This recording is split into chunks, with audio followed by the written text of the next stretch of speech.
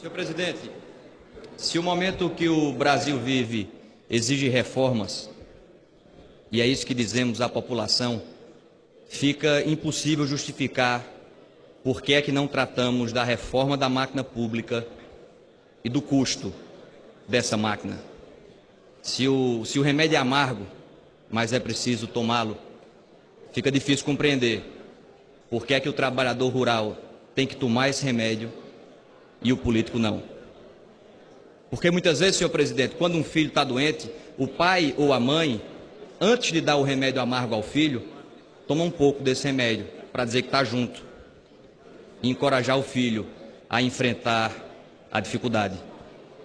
A diferença no nosso caso, nessa nossa insistência de não tratar da reforma da máquina pública, são duas. Primeiro é que o pai toma o remédio estando saudável. E a principal doença está aqui. Depois, é que não é o povo que tem que obedecer aos políticos. Somos nós, políticos, que precisamos obedecer ao povo. E aí a gente vai dando sinais à população que não vai ser tratado isso, da reforma da máquina pública, e a população não aceita mais. E aí a gente vai achando que o tempo que vai resolver e acalmar o país, e não vai acalmar. A gente precisa tratar de temas que beiram a obviedade da exigência da população para que a gente dê uma resposta. Falar do auxílio moradia. Auxílio moradia, senhor presidente, deve existir para quem não tem onde morar. Auxílio alimentação deve existir para quem não tem o que comer. E a gente tem uma máquina pública inchada, agigantada, repleta de espaços como esses, e não vamos dizer que é só a classe política, vamos avançar no poder judiciário, vamos avançar em todos os espaços da máquina pública para acabar com essas distorções. Não dá mais para juiz no Brasil receber auxílio moradia. Está errado. Todos nós sabemos que está errado. Não, mas é uma compensação. A gente não está mais em tempo de ter compensação. Não cabe mais compensações. É preciso ter uma mudança radical em direção daquilo que é correto. Não adianta mais puxar um pouquinho para cá, um pouquinho para ali. Não dá mais. E é esse embate. E é o enfrentamento dessas distorções que talvez inicie um período de equilíbrio nesse país. Não dá para pedir equilíbrio à população quando a gente vive banhado em distorções da máquina pública.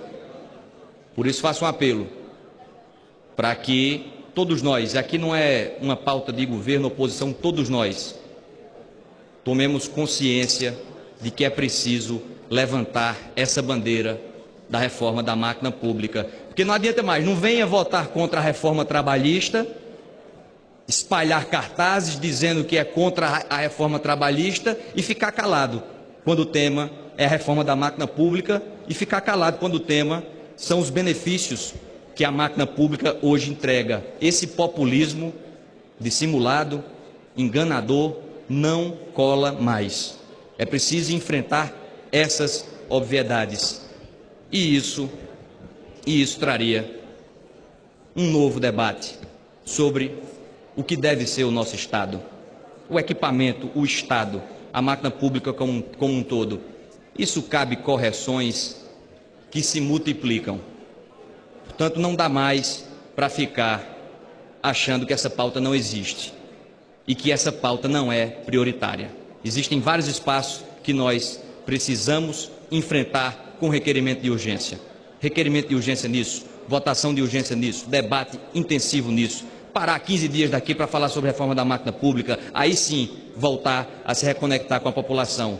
Porque existem muitas distorções, sinais que a nossa sociedade precisa avançar. Um ministro do Supremo, com toda franqueza, um ministro do Supremo não precisa de alguém que puxe a sua cadeira para que ele se sente. Ah, mas é só um gesto. Isso não é só um gesto. Isso não é só um gesto. Isso é um símbolo de uma sociedade que ainda não avançou.